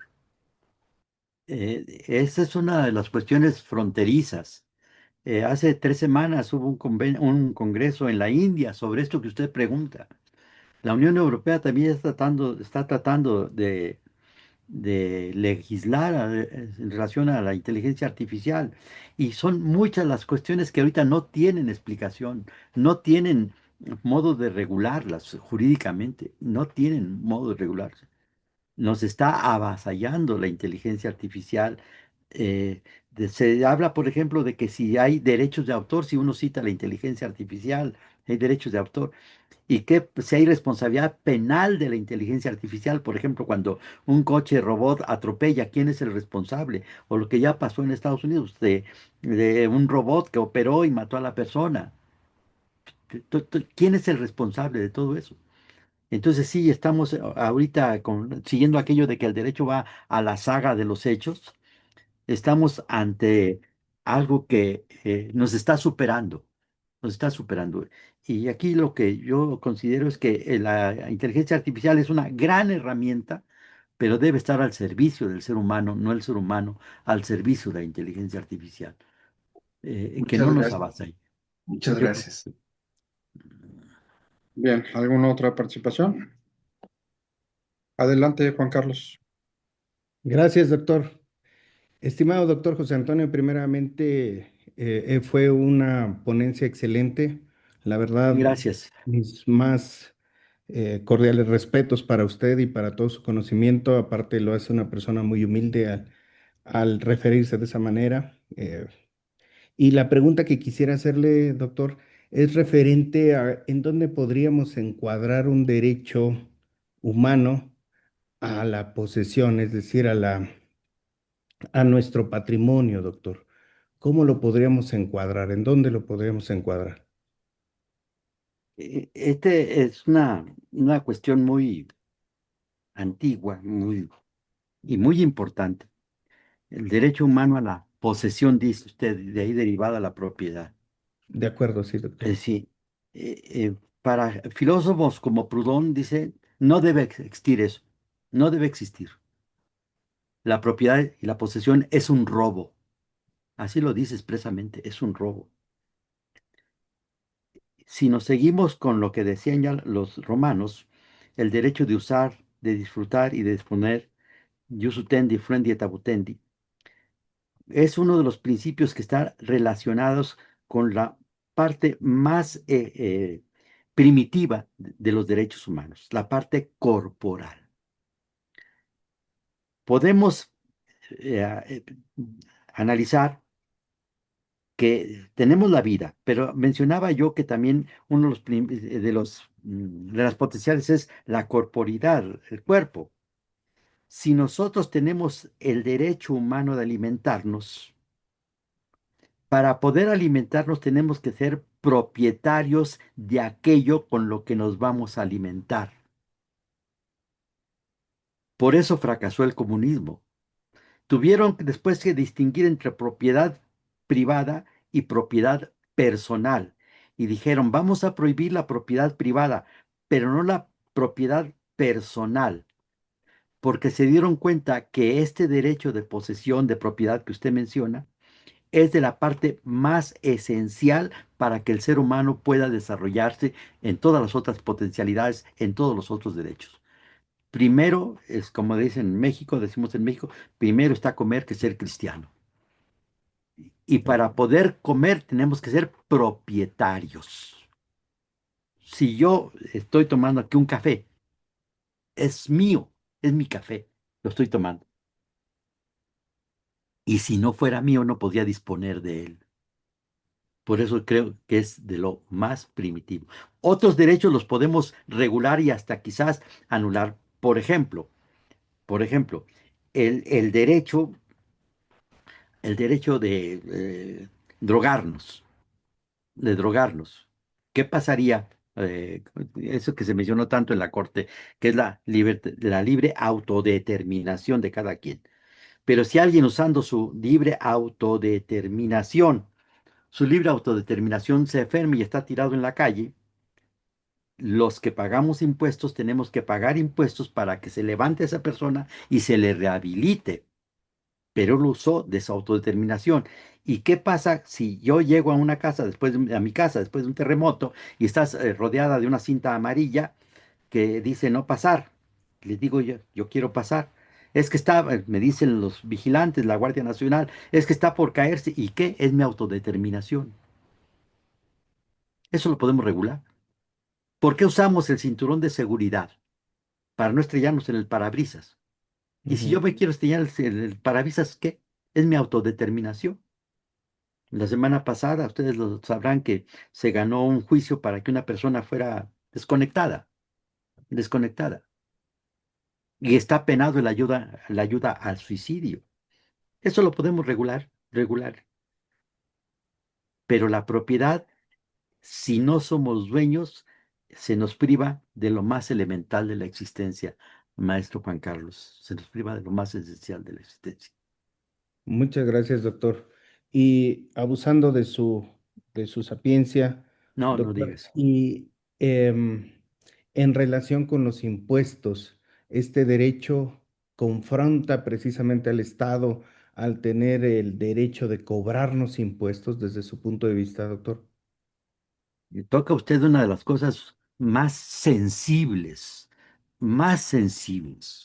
El artículo 31, fracción cuarta de nuestra Constitución dice que es obligación de los mexicanos contribuir al gasto público de la Federación de los Estados y Municipios de la manera proporcional y equitativa que digan las leyes. Una primera interpretación es que los impuestos son para el gasto público.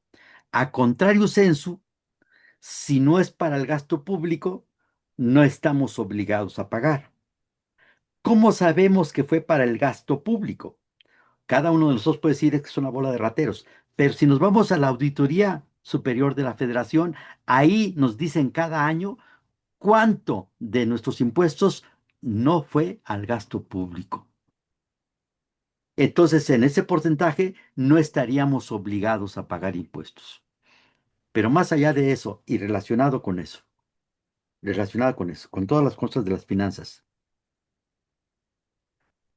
eh, es que por eso le decía que son temas muy grandes, muy complejos y pues para que ustedes le puedan entender más y veo aquí personas muy jóvenes, aunque la edad se mide por las horas de amor vividas, porque un hombre no es hombre si no ha escuchado su nombre de labios de una mujer.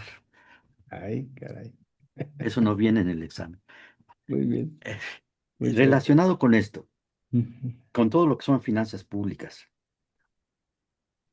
si mi canasta básica, para simplificar el problema, mi canasta básica vale 100 pesos y ya yo gano 100 pesos diario. Trabajo, gano mis 100 pesos, compro mi canasta básica. Si un ratero me roba la mitad, me roba 50 pesos, me robó mitad de mi canasta básica diaria. Está muy Correcto. claro. Yo denuncio y eventualmente me regresan. Usé la vía penal. Si yo tengo mis 100 pesos y el Estado me expropia 50, me expropió la mitad de mi canasta básica, de mi capacidad de comprar mi canasta básica. Como violó el 27 constitucional en su párrafo segundo, no era para utilidad pública porque era para enriquecerse el que me expropió. Vía amparo, gano y me regresan. Pero si yo tengo mis 100 pesos y por las finanzas públicas mal hechas, el efecto tequila, el efecto samba, el efecto tango, todas esas cosas. Yo voy al súper con mis 100 pesos y solo puedo comprar media canasta básica. ¿Contra quién me peleo? En el primer caso, el ratero, mientras estuvo en proceso, pues, todavía no lo condenaron, incrementó su patrimonio en 50 pesos, la mitad de mi canasta básica. Lo mismo en el segundo caso con el Estado. En el tercer caso, yo siendo un obrero religioso, trabajador, religiosamente trabajador, trabajo y me gano exactamente mis 100 pesos, pero llego al súper y solo puedo comprar media canasta básica porque la inflación nos llevó a eso. ¿Quién se enriqueció? Y eso es mi derecho humano derivado de esto que usted menciona, impuestos y demás. ¿Quién se enriqueció? ¿Y por qué medio puedo yo hacer valer? ¿Qué juicio puedo yo emprender para que me regresen mi media canasta básica que me quitaron? Ay, para ustedes, los que todavía piensan, uno ya va de salida, ¿no? Pero ustedes, ¿contra quién me peleo? Simplemente, si yo tengo 100 y la inflación es de 10, a la vuelta del año tengo 90. ¿Quién se quedó con los 10? ¿Quién se quedó? Y esto es un problema muy grave de la creación de dinero. Al terminar la Segunda Guerra Mundial, los norteamericanos, que ahora están tan de moda, bueno, siempre han estado, hicieron un tratado, en 1944, Bretton Woods, y dijeron en esos tratados, por cada $35 que circule, voy a tener una onza de oro, como respaldo, el patrón oro, Ujú, convertible. $35, una onza de oro. Pero se dieron cuenta, como ya se habían dado cuenta desde la Edad Media, que la gente prefiere circular con los dólares, con los billetes, que con el oro. Y los norteamericanos imprimieron muchos más dólares que respaldo tenían en oro. Los árabes, ahora también están de moda, también Charles de Gaulle, pero ¿sabes? Vendemos petróleo, ustedes nos pagan con dólares. ¿Qué significan los dólares? Pues significan que tenemos una onza de oro por cada $35. Si ujú, esto es así, veremos el oro. Y oh, sorpresa, se dieron cuenta de que no había oro. ujú, O sea, con dinero sin respaldo, que valía solo el papel en que estaba impreso, compraron el mundo, compraron empresas, compraron lo que quisieron. Y se devaluaron. ¿A cómo está ahorita la onza de oro? A más de $3,000. Ese diferencial es con lo que se quedaron creando dinero falso. Creando dinero falso. Ese es el robo, la creación de dinero. Y los impuestos, hasta su mismo nombre, no los imponen porque están creando finanzas públicas que van a afectar nuestros derechos humanos y no tenemos defensa. Ahí queda otra línea de investigación. No tenemos defensa cuando por los impuestos nos afectan los derechos humanos. No tenemos defensa. Es muy complicado eso. Muchas gracias, doctor. Si gustan las últimas dos participaciones, Olga Lucía y luego Luis Fernando. Adelante, Olga, por favor. Sí, gracias. Muy buenas noches, doctor Núñez. Es un honor escucharlo.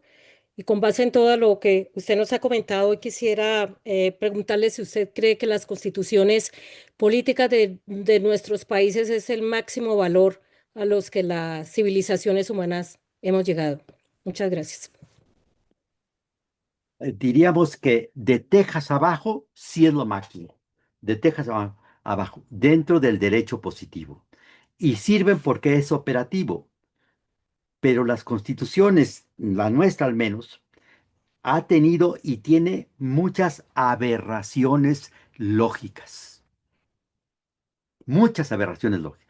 Es lo que tenemos, como dicen en España, con estos bueyes nos toca arar, pero, pero tienen muchas aberraciones. Por ejemplo, por ejemplo, nuestra Constitución decía, hasta 1992, decía, artículo quinto, párrafo quinto, el Estado no puede permitir que se lleve a efecto ningún pacto, trato o convenio que tenga por objeto el menoscabo, la pérdida o el irrevocable sacrificio de la libertad por educación, trabajo o voto religioso.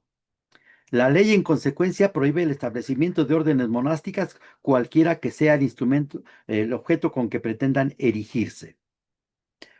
Común denominador, pacto, trato o convenio. Común denominador, acuerdo de voluntades. En consecuencia, se prohíbe el voto religioso. ¿El voto religioso es un acuerdo de voluntades? Si una persona dice, prometo ser casto o casta, ¿quién es la contraparte? Es Dios. Y en los términos de lo que se llama el pacto comisorio, de que se puede pedir si hay incumplimiento de una obligación, se puede pedir el cumplimiento forzoso de la obligación o el resarcimiento por daños y perjuicios, la indemnización, daños y perjuicios. Si una persona que prometió ser casta no es casta, ¿Dios la va a demandar? ¿Y en qué oficialía de partes vamos a litigar? Es una verdadera tontería, pero era un instrumento del poder. Creo que usted es extranjera, digo, no es mexicana, ¿no? Por el tono de su voz. Soy colombiana a su Perfecto. servicio y pues he tenido el Eh, privilegio también de vivir en México, conozco bueno, México, pues sí. entonces ahí estamos a la par, pero Bueno, sí, pues así es. desde hace 100 años, en 1926 hasta 92, la Constitución decía que para poder celebrar misa en México se tenía que ser mexicano por nacimiento. Vino el Papa en 79, estando vigente eso, el Papa polaco, y traía sotana, y era delito traer sotana. Era delito traer una cruz hasta 1992. Era delito. Le pregunté a un general, tuve oportunidad de dar una plática de del, se llama Colegio de Graduados de la Defensa Nacional, y le pregunté al general si era cierto que el Papa había celebrado misa en Los Pinos. Y dijo, sí, yo fui monaguillo, era capitán segundo. O sea, el presidente de la República llevando al Papa con sotana extranjero a violar la Constitución en el Palacio, la Residencia de los Pinos. Pero la cuestión está llena y así como esa aberración podemos decir un montón, pero es lo que tenemos, es lo que tenemos. Pues eh, tenemos que buscar cómo mejorarla, pero es lo que tenemos, aunque esté llena. Y creo que pues tendrán sus efectos las otras constituciones de los estados. Habría que analizarlas. Gracias. Bien, cerramos con Luis Fernando. Adelante, Luis Fernando. Muchas gracias, oiga, es un privilegio, sobre todo, como usted dice, aquí el más calmo hace trenza, pero usted hasta Tuca nos puso. Fue un privilegio estar. Gracias, Hay una no se le escucha pregunta. muy bien. Sí, hay una pregunta. Eh, ¿La seguridad nacional está por encima de los derechos humanos? Perdón, Esas la preguntas de seguridad disyunción son bien nacional, peligrosas. sí, Dentro, la seguridad dentro, nacional, eh, dentro otro, de lo que es lo que dicen la política real, la realpolitik, sí. Dentro de los derechos humanos, nunca, nunca. Por eso el 29 constitucional en su párrafo segundo dice qué derechos no pueden ser suspendidos por ningún lado. Si se suspenden los derechos y sus garantías en los términos del 29, hay que tomar en cuenta que en 1942 México le declaró la guerra a los alemanes, a Italia y a Japón. Ellos no se dieron cuenta, pero les ganamos, les ganamos. Es, es una cosa extraña, pero el 13 de junio de 1942, ustedes pueden corroborarlo en el diario oficial, en México se decretó la creación de campos de concentración. Estuvieron en Veracruz, en Perote, y ahí metieron alemanes, japoneses, italianos. ¿Y cómo se sabían quién era japonés e italiano? Por los apellidos. Te apellidas Matsumoto, aunque tengas 100 años aquí y hayas metido las jacarandas, a la cárcel, a la cárcel. Entonces, declaramos la guerra. Se suspendieron los derechos y sus garantías. Después ese artículo 29 se ha ido reformando, pero actualmente dice que si se suspenden los derechos y sus garantías con todo lo que hay ahí de trámite, no se pueden suspender, por ejemplo, el derecho a la vida, el derecho principal y otros derechos, el derecho a la personalidad, etcétera. No se pueden suspender. Entonces, los derechos humanos están por encima de la seguridad nacional, pero operativamente hacen lo que quieren los estados. Operativamente hacen lo que quieren. Los derechos humanos no pueden estar sujetos a la seguridad nacional. Por eso no se pueden suspender. Una cosa interesante sobre esto, el ministro Ramón Cosío, ministro en retiro, dice en la sentencia de 2007 que la Constitución no reconoce el derecho a la vida. La Constitución no reconoce el derecho a la vida. En una pequeña obra, en un libro que me publicó por Rúa, le digo, pues con todo respeto al ministro en retiro, Ramón Cosío, la Constitución no reconoce el derecho a la vida, dice usted. Pero el artículo 29 dice que no se puede suspender el derecho a la vida. ¿Cómo la Constitución dice que no se puede suspender un derecho que no existe para él? Y por eso creo yo que los derechos humanos, sobre todo los que están enlistados en el 29, están por encima de la seguridad nacional. Es cuanto, maestro. Muchísimas gracias. Gracias. Es un gusto. Es un Solamente gusto haber leer estado con ustedes. lo que comentan aquí en el chat.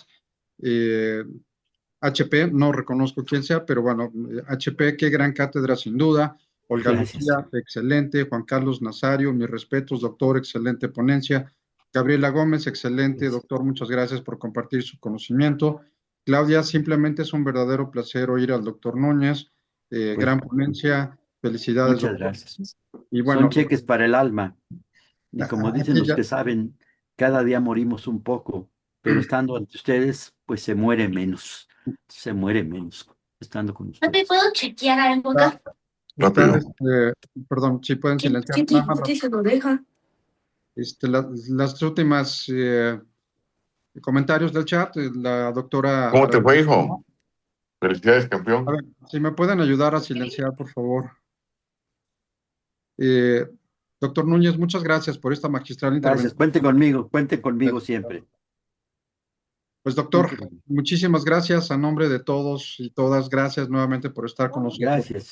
Gracias a ustedes por la oportunidad. Gracias a todos y a todas por habernos acompañado. Que pasen muy buenas noches. Buenas noches. Que descansen. Gracias. Así se Buenas noches saluda. a todos. Gracias, buenas noches. Gracias, muchas Gracias, gracias. excelente noche. Gracias, doctor. Abrazo para Muchísimas todos. gracias, feliz noche. Gracias, gracias a todos. Cambio y fuera.